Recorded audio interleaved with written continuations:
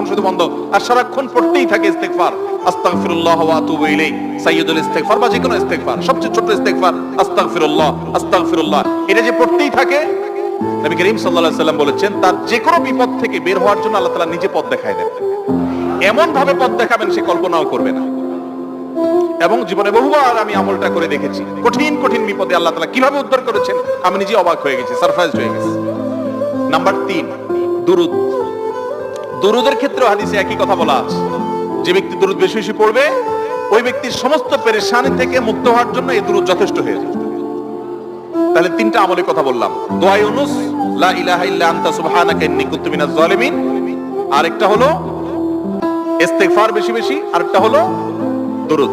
খুব বেশি বিপদে আছেন, দেয়ালে পিঠ থেকে গেছে, পৃথিবীতে কোনো মানুষের কাছ থেকে সহায়তা পাওয়ার আশা ছেড়ে দিয়েছেন, অসুবিধা নাই, এই 3টা আমলকে আপনি নিজের জন্য বাধ্যতামূলক করেন, ইনশাআল্লাহ তাআলা হেফাজত করবেন।